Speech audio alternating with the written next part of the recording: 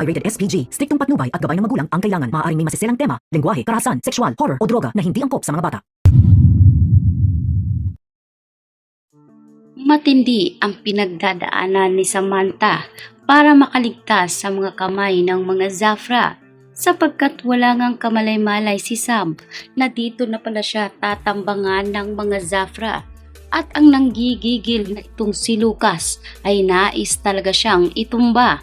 Kaya naman sandamakmak ng mga tauhan nitong si Lucas ang nakikipagbakbakan para maitumba ang dalaga. Dito naman sinisikap ni Samantha na mailigaw ito sa kadahilanan na wala talaga siyang mapagkukuhanan ng tulong sa ngayon dahil suspendido siya sa NCIA. Wala rin siyang panahon para tawagan ang kanyang mga kaibigan lalo't ayaw niya ngang idamay ang mga ito. Sosolohin niya ang pakikipagbarilan sa mga Zafra. Hinding-hindi niya ito aatrasan.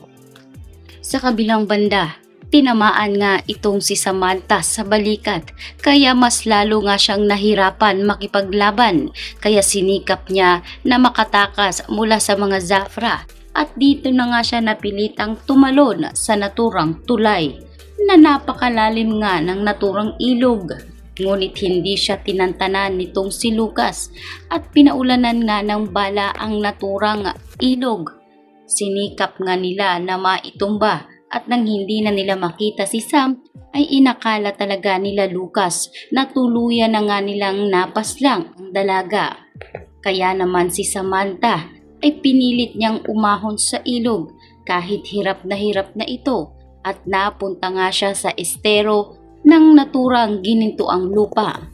Doon ay nakakuha siya ng pagkakataon na umahon at umalis. Nagtago-tago ito sa mga bahay-bahay at dumaan na rin siya sa bubong para hindi siya makita ng mga tao sa ginintuang lupa at para hindi na rin siya magtaka kung bakit duguan ito. Sa kasamaang palad, sa paglalakad-lakad niya sa bubong, hindi niya napansin na mahina pala ang yero. Kaya doon nahulog siya mula sa taas at dito nga siya swerteng nahulog pa sa kwarto ni Gabo. Nakasalukuyan ay ginuguni-guning na nga itong si Gabo at nagdasal pa ito na sana bigyan siya ng babae kahit hindi kagandahan ay ayos lang basta't busilak umano ang puso at mapagkakatiwalaan. Kaya naman on time si Lord. Talaga namang ibinigay agad ni Lord mula sa langit.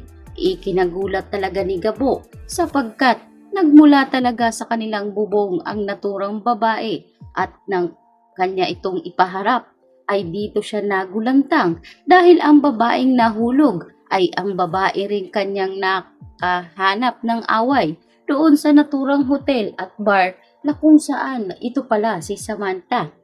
Nag-alala tuloy itong si Gabo dahil wala ngang malay ang dalaga. Noong una ay talaga namang hindi siya makapaniwala.